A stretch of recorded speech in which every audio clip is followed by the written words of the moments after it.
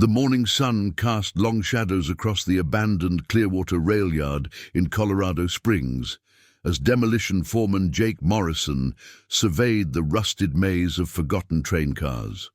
October 15th, 2024, was supposed to be just another routine day of clearing decades-old rolling stock, but Jake had no idea he was about to uncover America's most haunting, unsolved mystery. "All right, boys, let's get these relics moved," Jake called out to his crew, his breath visible in the crisp mountain air. The Clearwater yard had been shuttered since 2003, leaving behind a graveyard of passenger cars, freight containers, and maintenance equipment that time had slowly claimed. Tommy Rodriguez, the crew's youngest member, was operating the crane when he noticed something peculiar about car number 7439, a vintage passenger car from the late 1990s. Unlike the others, which showed obvious signs of weather damage and rust, this car appeared to be completely sealed. "Hey, Jake, come look at this," Tommy shouted over the rumble of machinery. "This car's doors are welded shut from the inside." Jake approached the burgundy and silver passenger car, running his weathered hands along the door frames. Indeed, crude welding marks zigzagged along every entrance point. The main doors, emergency exits, even the windows had been sealed with metal plates from within the car itself. "That's strange," Jake muttered, his 40 years of railroad experience telling him this wasn't standard procedure. Why would anyone seal themselves inside a train car? As the crew worked to cut through the welded seals, a putrid smell began to escape from the car. Not the smell of decay, but something else. Stagnant air that had been trapped for decades, mixed with something chemical and sweet. The first door finally gave way with a metallic screech that echoed across the empty yard. Jake stepped inside with his flashlight, expecting to find vagrant belongings, or perhaps evidence of someone using the car as an illegal shelter. What he found instead made his blood run cold.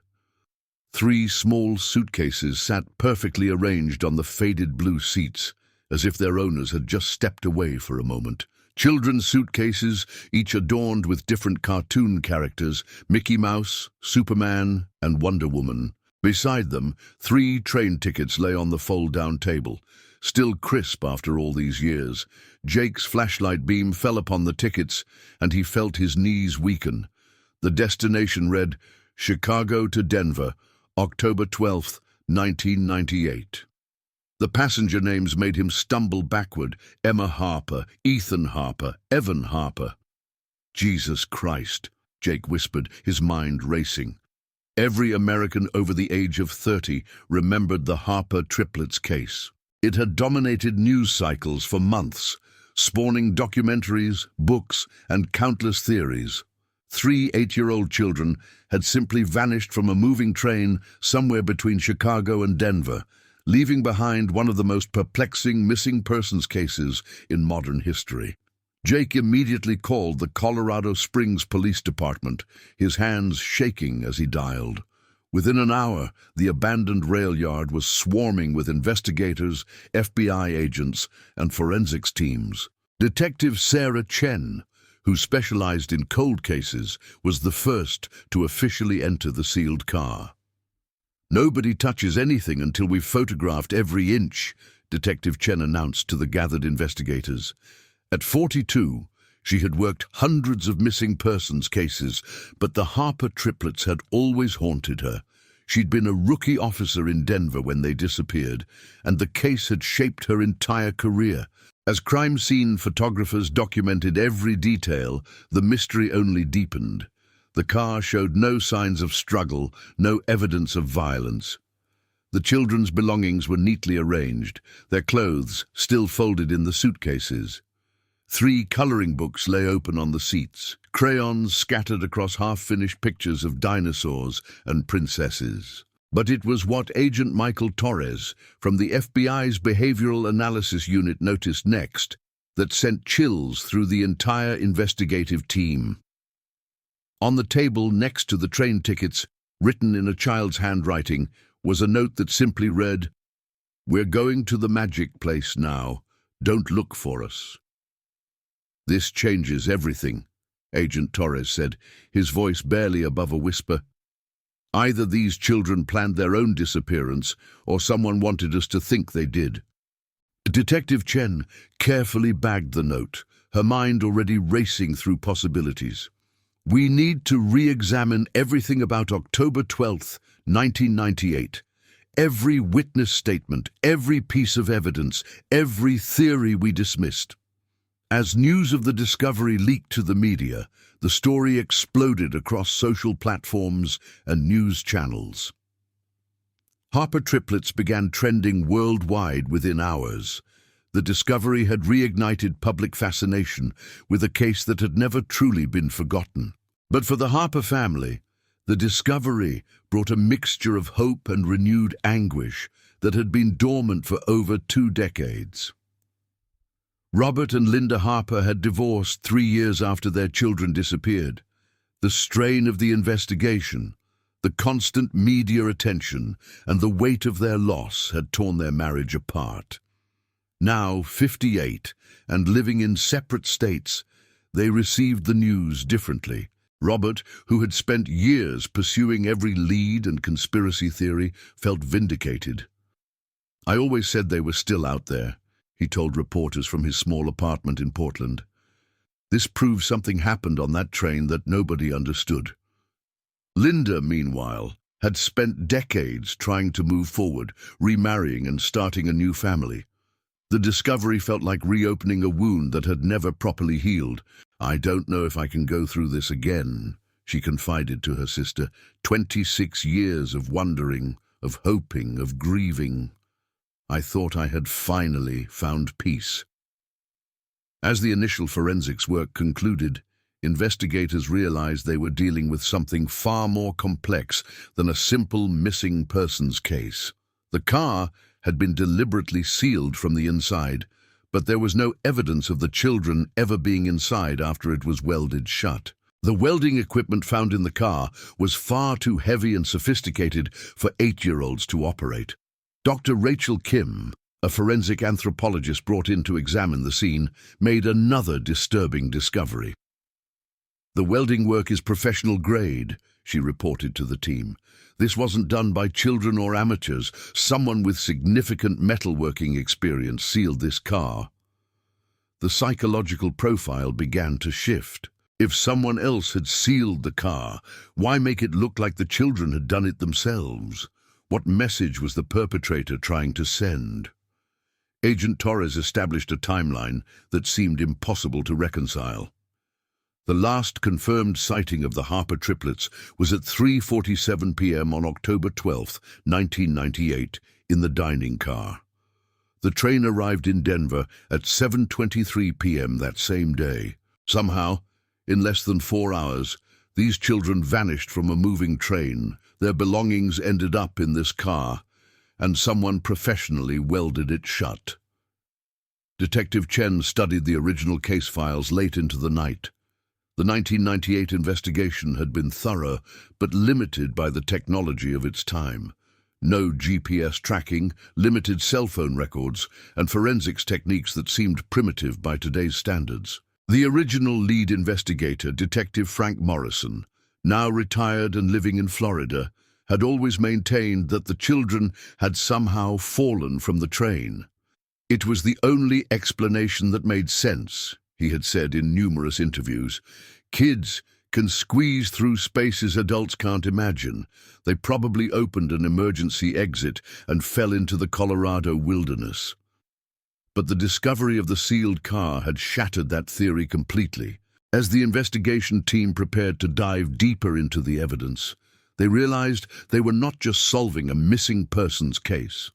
They were unraveling a carefully constructed puzzle that someone had spent decades hiding.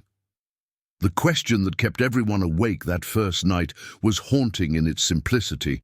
If the Harper triplets weren't in this sealed car, then where were they? And who had gone to such elaborate lengths to make it appear they had sealed themselves inside? "Doctor," Kim's preliminary analysis of the air samples taken from the car revealed traces of a chemical compound that hadn't been identified in 1998 because the testing technology didn't exist. "It's a mild sedative," she explained to the team. "Something that would make children drowsy, but not necessarily unconscious. It dissipates quickly, which is why it wasn't detected during the original investigation." This revelation added another layer to the mystery. Someone had not only sealed the car professionally, but had also used chemical substances that suggested premeditation and sophisticated planning. As the first day of the renewed investigation concluded, Detective Chen stood in the sealed car, now illuminated by powerful forensic lights. The children's belongings seemed to tell a story of interrupted innocence: coloring books with pictures only half finished, small clothes that would never be outgrown, train tickets to a destination that was never reached. But perhaps most haunting of all was the silence. For 26 years, this car had held its secrets in complete darkness, waiting for someone to finally ask the right questions. The next morning brought new revelations that would challenge everything investigators thought they knew about the Harper Triplets case. A maintenance worker from the 1998 era had come forward with information that had been overlooked for over 2 decades. Eugene Vasquez, now 71, and living in a nursing home in Pueblo, Colorado, had worked maintenance for the railroad company when the Harper children disappeared. His memory, sharpened by news of the discovery, had brought back a crucial detail. "I remember that car," Eugene told Detective Chen during their interview at the Sunset Manor nursing home. "Number 7439. It was taken out of service the day after those kids went missing. I was told to move it to the dead storage track, but I never understood why." Detective Chen leaned forward, her pulse quickening. "Who gave you that order, Eugene?" "That's the thing that always bothered me," the old man replied, his weathered hands trembling slightly. "The order came from someone higher up than my usual supervisor. Corporate level, they said. But I'd been working those rails for 30 years, and I'd never seen anything like it."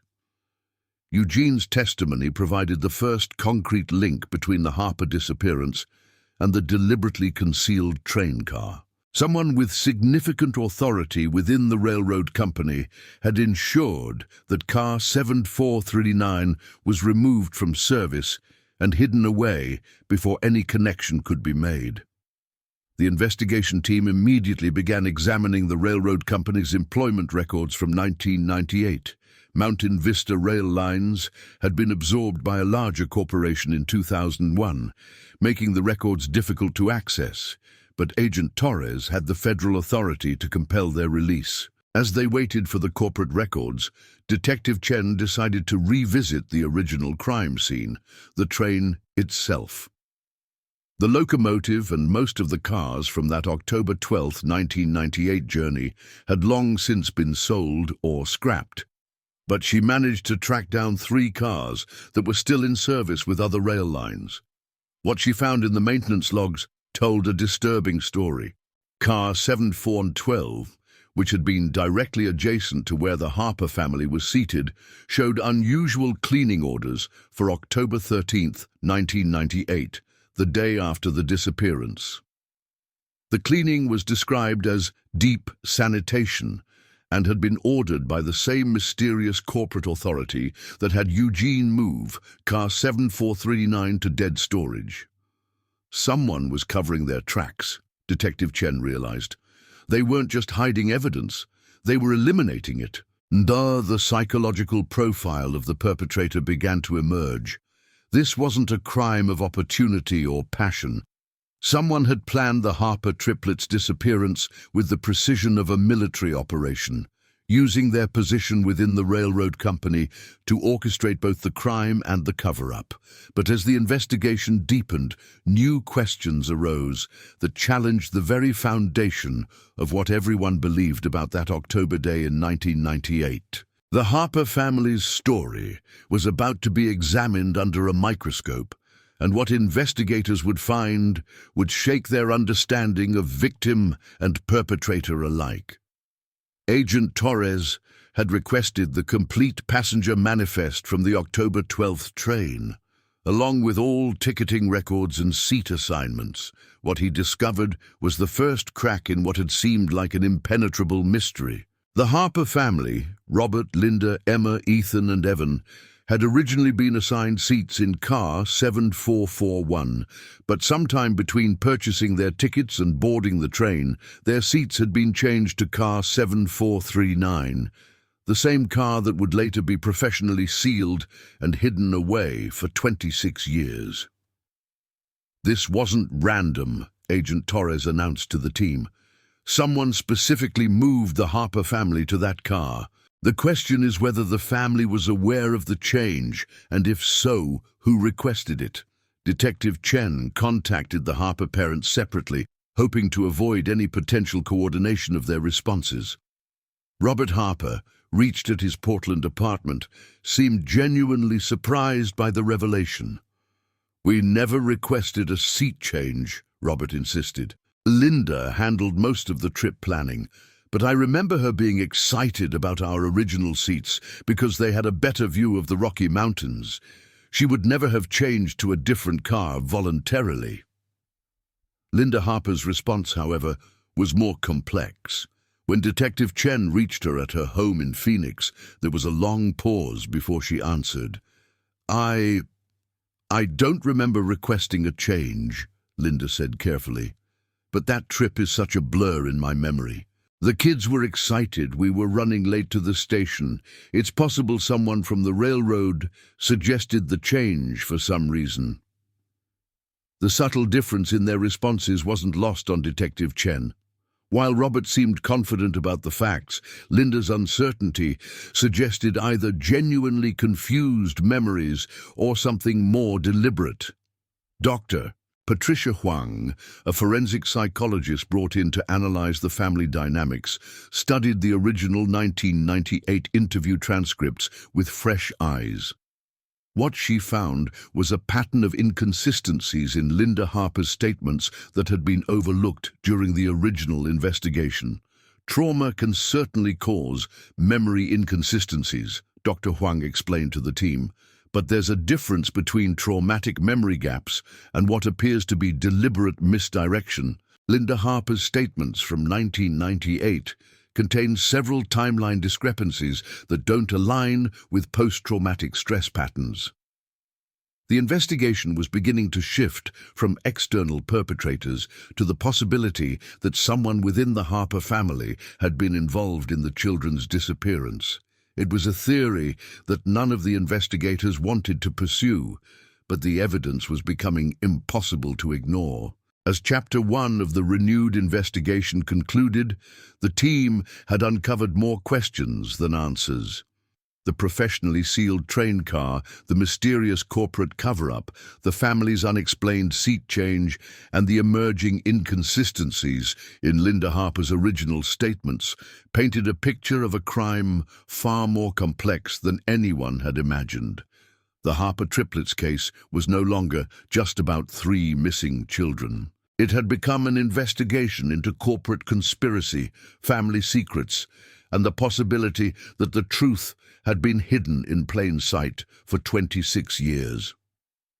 Detective Chen stood once more in the sealed car as the sun set over the Colorado mountains.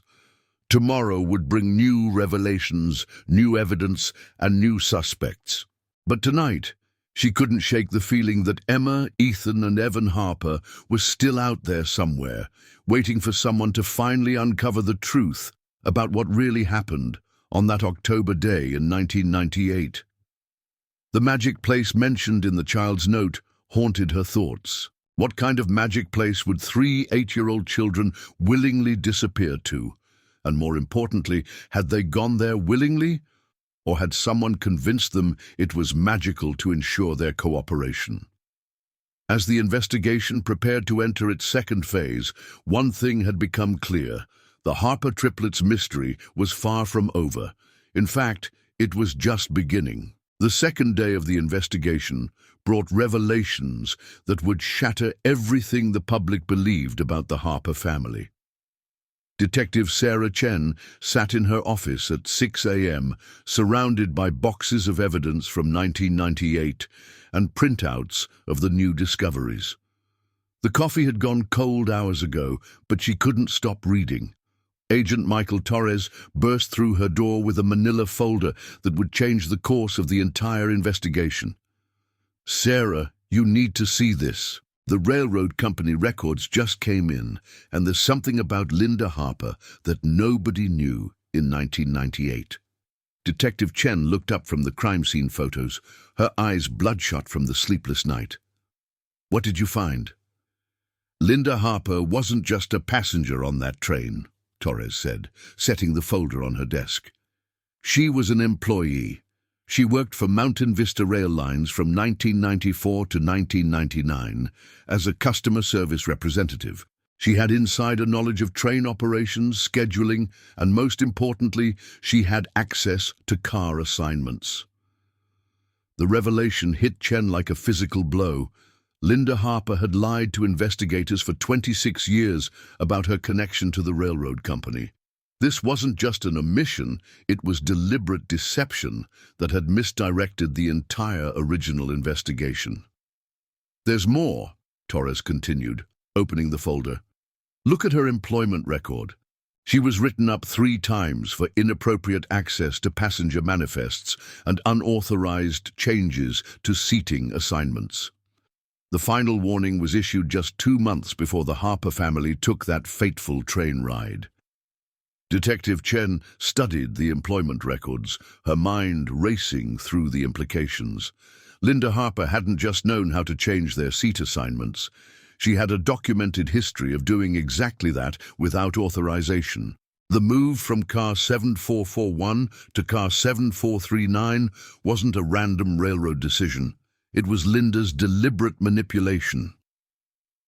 "We need to bring her in for questioning immediately," Chen decided. "But carefully. If she's been lying for 26 years, she's not going to break easily." Meanwhile, forensic anthropologist Dr. Rachel Kim was making her own disturbing discoveries inside the sealed train car, using advanced luminol techniques that hadn't been available in 1998. She had detected trace amounts of blood in patterns that told a chilling story. "The blood isn't from the children," Dr. Kim reported to the team during the morning briefing. "DNA analysis confirms it's from an adult male, approximately 35 to 45 years old, based on cellular degradation patterns. The blood was cleaned up, but not thoroughly enough to eliminate all traces." Agent Torres felt his stomach drop. So someone was injured in that car. Someone who bled enough to leave detectable traces even after cleanup. "The pattern suggests defensive wounds," Dr. Kim continued. "Whoever this person was, they fought back against something or someone. The blood spatter indicates a struggle occurred near the sealed windows, as if someone was trying to escape through them." The investigation team realized they were no longer looking for missing children. They were potentially looking at a homicide scene that had been concealed for over 2 decades. Detective Chen decided to interview Linda Harper immediately, but she wanted to approach it strategically. Rather than bringing Linda to Colorado, Chen would travel to Phoenix and conduct the interview in Linda's home environment, where she might feel more comfortable and potentially more likely to reveal the truth. The flight to Phoenix gave Chen time to study Linda's background more thoroughly. What she discovered painted a picture of a woman with a history of deception and manipulation that extended far beyond the railroad employment lie. Linda Harper, born Linda Patricia Morrison, had changed her name twice before marrying Robert Harper. Her first name change occurred in 1992, 2 years before she began working for the railroad company. The reason for the change was sealed by court order, but Chen's federal contacts helped her obtain the records. Linda Morrison had been involved in a child endangerment case in Denver in 1991. She had been babysitting her neighbor's twin daughters when both children disappeared from a local park. The twins were found 6 hours later, locked in an abandoned building several miles away, with no memory of how they had gotten there. The case was dismissed due to lack of evidence, but Linda had immediately moved to a different state and changed her name. "This woman has a pattern," Chen realized as she read through the sealed court documents during the flight. Children disappearing under her supervision, unexplained relocations, identity changes. The Harper triplets weren't her first victims. They were part of a pattern that goes back decades. When Detective Chen arrived at Linda Harper's Phoenix home, she was struck by how normal everything appeared. The house was well maintained, the yard was carefully landscaped, and family photos covered every surface. But notably, there were no photos of Emma, Ethan, and Evan Harper anywhere to be seen. Linda Harper, now 54, answered the door with a practiced smile that didn't reach her eyes. She had clearly been expecting this visit. "Detective Chen, I assume," Linda said, stepping aside to let Chen enter. "I figured someone would want to talk to me about the discovery in Colorado. Please sit down. Can I get you some coffee?" Chen accepted the coffee but remained standing, studying Linda's demeanor. There was something rehearsed about her responses, as if she had been preparing for this conversation for years. "Linda, I need to ask you about your employment with Mountain Vista Rail Lines," Chen began, watching carefully for Linda's reaction. For just a moment, Linda's composed facade cracked. Her hand trembled slightly as she set down her coffee cup, and her eyes darted toward the window before returning to Chen's face. "I don't know what you mean," Linda said, but her voice lacked conviction. "I never worked for any railroad company." Detective Chen pulled out the employment records and laid them on Linda's coffee table. "These documents show you worked for Mountain Vista Rail Lines from 1994 to 1999. You had access to passenger manifests and seating assignments. You were written up multiple times for making unauthorized changes to passenger bookings." Linda stared at the documents for a long moment, and Chen could see her mind working, calculating how much the investigators might know and how much she could continue to conceal. That's not possible," Linda finally said, but the lie was obvious now. "There must be some mistake. Maybe there was another Linda Harper who worked there." "Linda Patricia Morrison," Chen said quietly. "That was your name when you worked for the railroad, before you changed it to Linda Patricia Harper when you married Robert, just like you changed it from Linda Patricia Williams to Linda Patricia Morrison in 1992, after the incident with the twin girls in Denver." The color drained from Linda's face. She hadn't expected the investigation to dig that deep into her past. For the first time in 26 years, Linda Harper realized that her carefully constructed lies were falling apart. "I want a lawyer," Linda said, but her voice was barely above a whisper. "You're not under arrest, Linda," Detective Chen replied. "But I think you want to tell me what really happened to your children, because the evidence we're finding suggests that Emma, Ethan, and Evan didn't just disappear. Someone made them disappear, and that someone had intimate knowledge of railroad operations." Linda sat in silence for several minutes, staring at her hands. When she finally looked up, there were tears in her eyes, but Chen couldn't tell if they were tears of grief or tears of fear. "You don't understand," Linda said quietly. "It wasn't supposed to happen like that. The children were never supposed to be hurt." Detective Chen's pulse quickened.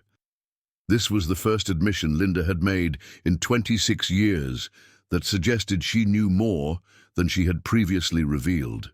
"What wasn't supposed to happen like that, Linda? Tell me what really happened on that train." Linda Harper took a shaky breath and began to speak, her words barely audible. "Robert was going to leave me. He had found out about things, about my past, about the other children. He was going to take Emma, Ethan, and Evan away from me forever." The confession was beginning to unfold, but Chen sensed that Linda was still holding back crucial information. The blood evidence in the sealed car suggested violence that Linda hadn't yet addressed. "So, you decided to take them first," Chen prompted gently. "I had a plan," Linda continued, her voice growing stronger as if unburdening herself was providing relief. "I knew someone who could help, someone who owed me a favor from my time with the railroad. We were going to disappear together, start over somewhere new where Robert could never find us." "Who was this person, Linda? Who helped you?" Linda's expression hardened again, as if she realized she had said too much. "I can't tell you that. He's gone now anyway. It doesn't matter." But Detective Chen knew it mattered very much. The blood evidence suggested that whoever had helped Linda had met a violent end in that sealed car. The question was whether Linda had killed her accomplice to eliminate a witness, or whether something else had gone wrong with their plan. "Linda, we found blood in that train car, adult male blood. Someone was hurt badly in there, possibly killed. If you're protecting someone who's already dead, there's no point in continuing to lie." Linda's facade finally crumbled completely. She buried her face in her hands and began to sob, 26 years of buried guilt and fear pouring out of her. "His name was Marcus Webb," she whispered through her tears. "He was a maintenance supervisor for the railroad. He had gambling debts, serious ones. I promised to help him pay them off if he would help me disappear with the children." Detective Chen felt the pieces of the puzzle beginning to align. Marcus Webb. She would need to research him immediately to understand his role in the disappearance and his ultimate fate. "What happened to Marcus, Linda?" "The plan went wrong," Linda said, looking up with red, swollen eyes. "Marcus was supposed to help us transfer to a different car during a scheduled stop in Grand Junction, but when we got there, someone else was waiting, someone Marcus owed money to." The story was becoming clearer, but Chen sensed there were still crucial details missing. "Who was waiting, Linda?" "I don't know his name. Marcus just called him the Collector. He said Marcus hadn't been making his payments, and that helping us escape was going to be Marcus's final payment. But the Collector wanted more than just money." Detective Chen felt a chill run down her spine. "What did he want?" "He wanted the children," Linda whispered. "He said they were worth more than Marcus's debt. Much more." The investigation had just taken a horrifying turn. What had seemed like a family disappearance orchestrated by a desperate mother was actually a child trafficking operation that had used Linda Harper as an unwitting accomplice. "Linda, where are Emma, Ethan, and Evan now? What happened to them after Grand Junction?" "I don't know," Linda cried. "Marcus tried to fight the Collector, tried to protect us. That's when the blood happened. Marcus was hurt badly, maybe killed. I was knocked unconscious. When I woke up, I was alone in that sealed car with the children's belongings, but no children." The story was devastating in its implications. The Harper triplets hadn't just disappeared. They had been taken by human traffickers who had exploited a mother's desperation and a gambling addict's debts. "How did you get out of the sealed car, Linda?" "The Collector had people working with him. Railroad people who knew how to move cars around, how to make things disappear. They told me that if I ever said anything about what really happened, they would kill Robert and make it look like an accident. They said they had people everywhere, and they would always be watching." Detective Chen realized that Linda Harper had been living in terror for 26 years, keeping silent not just to protect herself, but to protect her ex-husband. The divorce, the new life, the complete avoidance of anything related to the missing children. It had all been part of an elaborate survival strategy. "Linda, these people who threatened you, do you have any way to identify them? Names, descriptions, anything that might help us find them?" "The Collector had a distinctive tattoo on his neck," Linda said, touching her own throat unconsciously. It was a snake eating its own tail, and he spoke with an accent, Eastern European, I think, Russian or Ukrainian maybe. Detective Chen was taking careful notes, but she knew this information was 26 years old. The collector and his associates might be long gone, or they might still be operating their trafficking network, victimizing other families. Linda, I need you to understand something. By staying silent all these years, you may have allowed these people to hurt other children. We need your full cooperation to track them down and potentially rescue Emma, Ethan, and Evan if they're still alive. The possibility that the children might still be alive was both hopeful and terrifying. If they had been taken by traffickers in 1998, they would now be 34 years old. They might have families of their own, lives that had been built on the foundation of stolen childhoods. There's something else, Linda said quietly. Before I was knocked unconscious, I heard the collector talking to his associates. He mentioned a place called the Garden. He said the children would be taken to the garden for processing. Detective Chen felt her pulse quicken.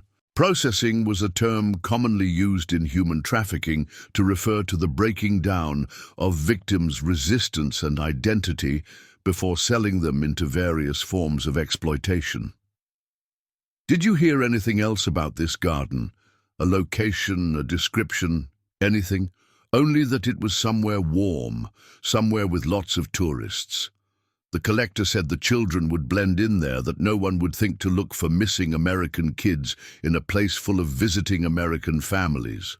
The description suggested a resort destination, possibly in the Caribbean, Mexico, or Central America. Places where American tourists were common and where criminal organizations often operated with less interference from law enforcement. As the interview continued, Detective Chen realized that the Harper Triplets case had evolved into something far more complex and disturbing than anyone had imagined. This wasn't just about 3 missing children. It was about an international human trafficking network that had been operating for decades. The sealed train car hadn't been a hiding place for the children. It had been a crime scene where Marcus Webb had tried and apparently failed to protect them from traffickers. Linda Harper hadn't been a perpetrator. She had been another victim, coerced into silence by threats against her family. But the most important revelation was that Emma, Ethan, and Evan Harper might still be alive somewhere, possibly unaware of their true identities or the family that had never stopped looking for them. Detective Chen concluded the interview with a promise to Linda that the investigation would now focus on finding the trafficking network and bringing the children home, regardless of how long it took. But as she flew back to Colorado, she couldn't shake the feeling that the story Linda had told her, while closer to the truth than anything they had heard before, still contained elements of deception. The blood evidence, the professional sealing of the car, the elaborate cover-up involving railroad employees. These elements suggested a level of organization and resources that went beyond a simple trafficking operation. Someone with significant power and influence had orchestrated the Harper children's disappearance, and they had been successful in keeping it hidden for 26 years. As Detective Chen prepared to share Linda's revelations with the investigation team, she realized they were no longer investigating a cold case. They were uncovering an active criminal conspiracy that might still be operating, and they were potentially putting themselves in danger by getting too close to the truth. The Harper Triplets mystery was about to become an international manhunt, and the stakes had never been higher. 3 8-year-old children had been stolen from their family 26 years ago, and now it was time to bring them home.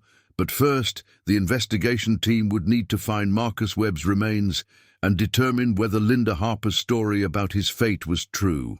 Because if Marcus Webb was still alive somewhere, he might hold the key to finding the garden and rescuing not just the Harper triplets, but potentially dozens of other children who had disappeared into the same network over the decades. The discovery of the sealed train car had been just the beginning. Now the real investigation was about to begin, and it would take the team into the darkest corners of international crime, where children were treated as commodities and families were destroyed for profit. Detective Chen stared out the airplane window at the lights of Denver growing larger below her. Tomorrow, she would begin the most important case of her career. 3 children were counting on her to uncover the truth and bring them home, even if they no longer remembered who they really were. Detective Sarah Chen's hands trembled as she read the encrypted message that had arrived at 3 a.m. After Linda Harper's confession, the FBI had launched Operation Garden Rescue, the largest international child trafficking investigation in bureau history. What they discovered would shake the foundations of law enforcement across 3 continents. The breakthrough came from an unexpected source.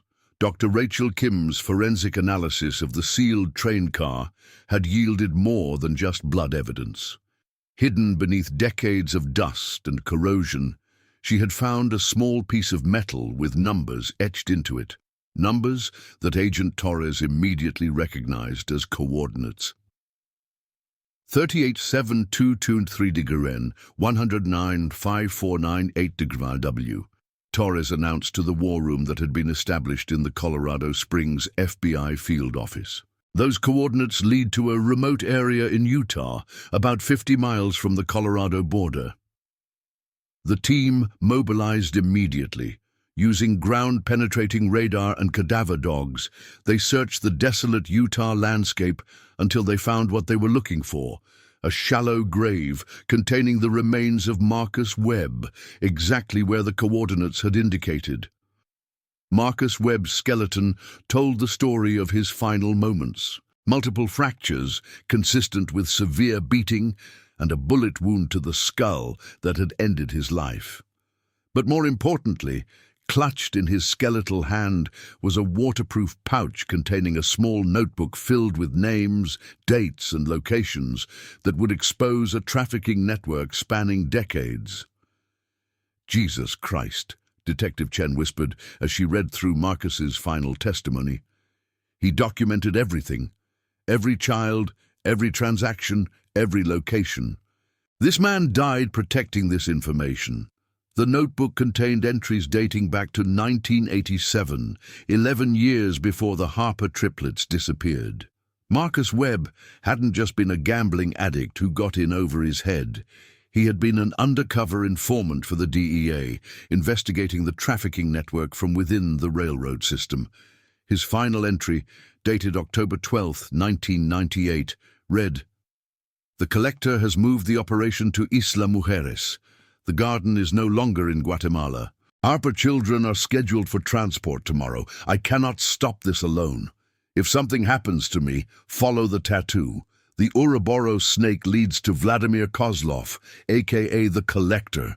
The children are the priority. Find them." Agent Torres immediately contacted Interpol and the Mexican Federal Police.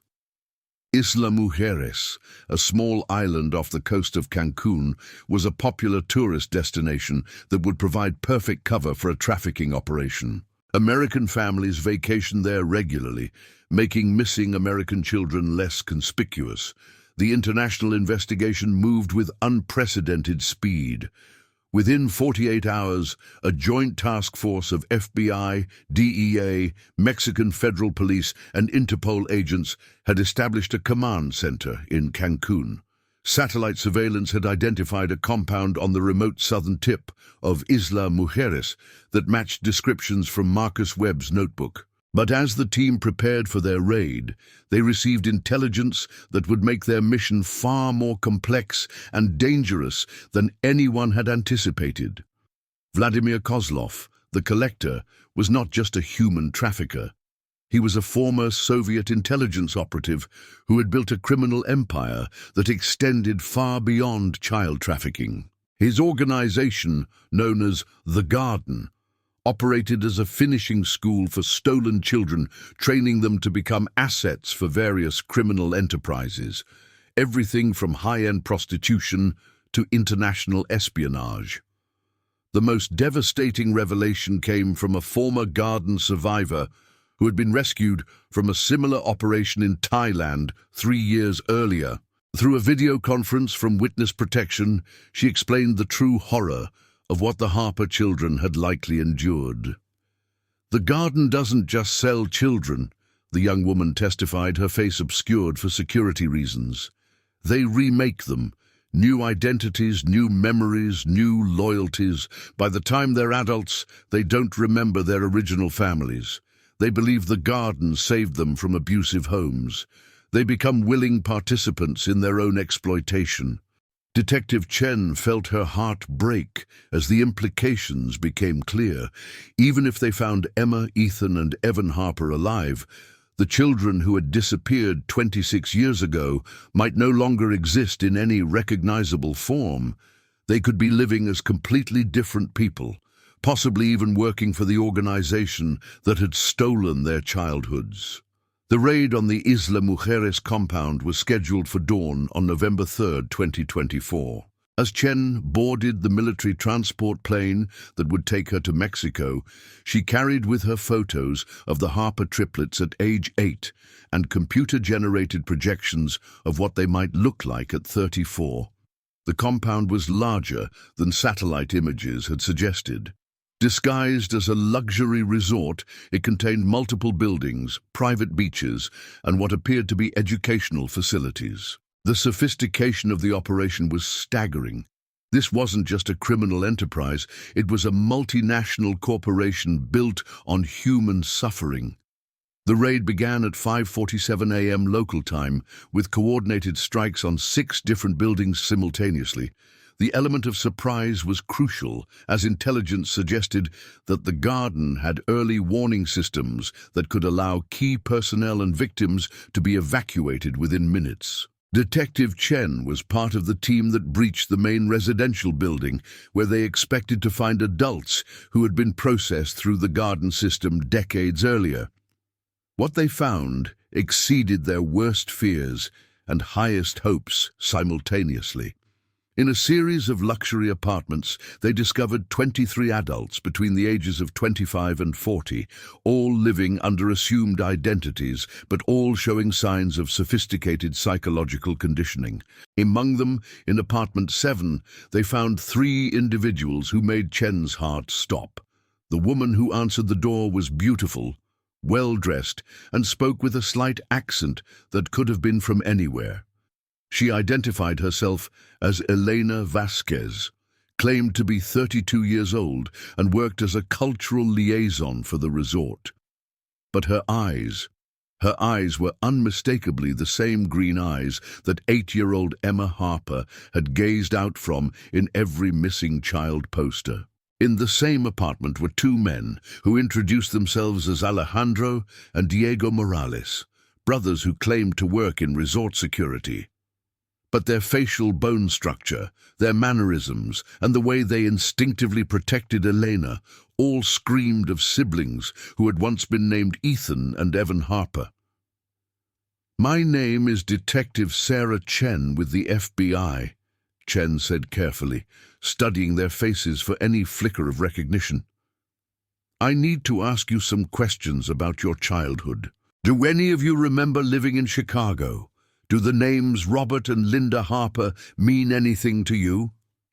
The 3 individuals exchanged glances that confirmed Chen's suspicions, even as they shook their heads in apparent confusion. Elena stepped forward as the spokesperson for the group. "I'm sorry, Detective, but I think you have us confused with someone else. We grew up here in Mexico. Our parents died in a car accident when we were young, and the resort owners took us in, gave us education and careers. We've never been to Chicago." But even as Elena spoke, Chen noticed small details that betrayed deeper truths. Elena unconsciously touched a small scar on her left hand, a scar that exactly matched one described in Emma Harper's medical records from a childhood accident. Alejandro had a distinctive birthmark on his neck that was documented in Ethan's pediatric files. and Diego displayed a particular nervous habit of tapping his fingers in a specific pattern that Linda Harper had mentioned Evan doing whenever he was anxious. The psychological conditioning had been thorough, but it hadn't been able to eliminate every trace of their original identities. Dr. Patricia Huang, the forensic psychologist, had anticipated this scenario. She had prepared specific memory triggers based on the Harper children's early childhood experiences, things that would be deeply embedded in their subconscious despite years of psychological manipulation. Eleanor, do you remember a song about a magic train that goes to a place where children never grow up? Dr. Huang asked gently. A song that someone used to sing to you at bedtime?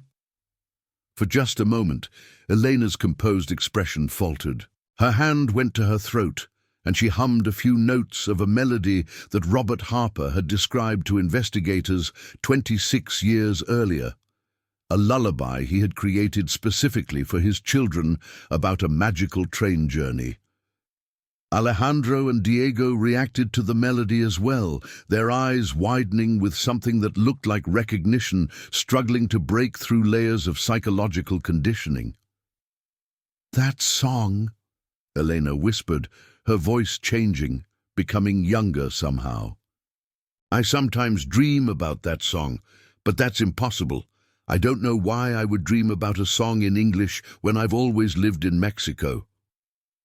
The breakthrough continued as Dr. Huang carefully introduced more specific memory triggers.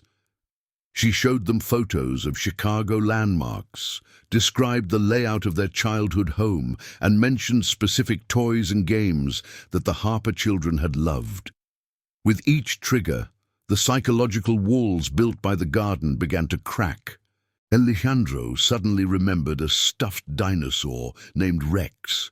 Diego recalled a birthday party with Superman decorations, and Elena broke down completely when shown a photo of the family dog, Buster, who had died just months before their disappearance.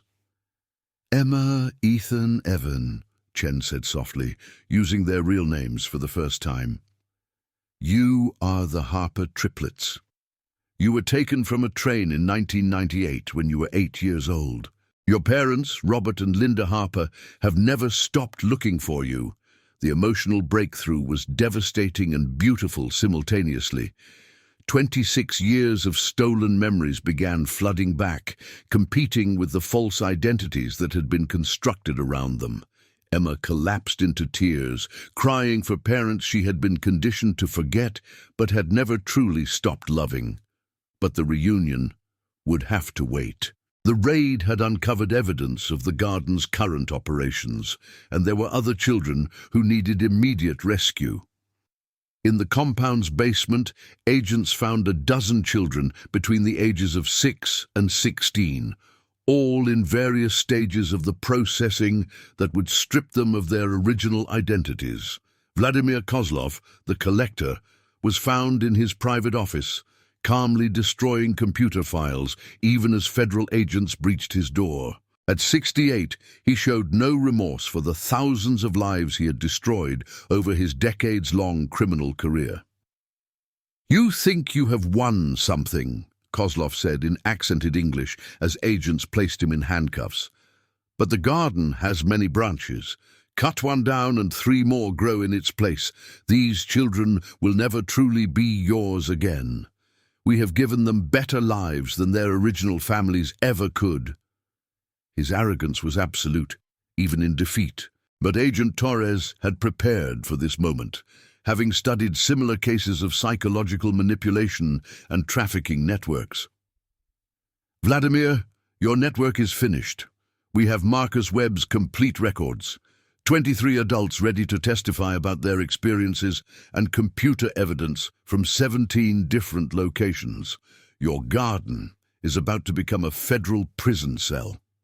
The aftermath of the raid would take months to fully process. The Harper triplets were taken to a secure medical facility in Mexico City, where specialists in trauma and psychological manipulation worked to help them integrate their recovered memories with their conditioned identities. The process was neither quick nor simple. Emma, Ethan, and Evan had spent more years as Eleanor, Alejandro, and Diego than they had as the Harper children. They had formed relationships, developed skills, and created adult lives based on false foundations. Reclaiming their original identities meant grieving for the lives they thought they had lived. Robert Harper, now 64 and living in Portland, received the call he had both dreamed of and dreaded for 26 years.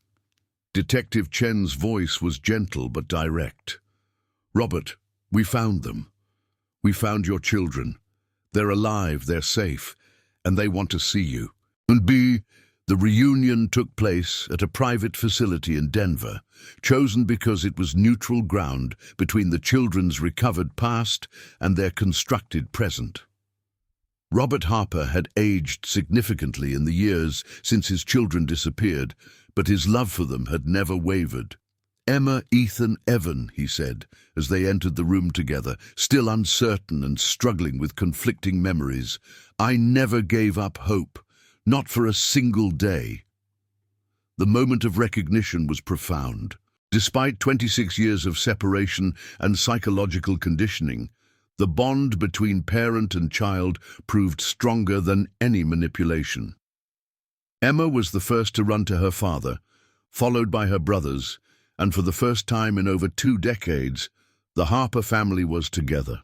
Linda Harper's reunion with her children was more complex. Her role in their disappearance, even though she had been manipulated and coerced, created barriers that would take time to overcome. But Dr. Huang worked with the family to help them understand that Linda, too, had been a victim of the garden's sophisticated manipulation. The legal aftermath was extensive. Vladimir Kozlov was convicted on 247 counts of human trafficking, kidnapping, and conspiracy. He received multiple life sentences without the possibility of parole.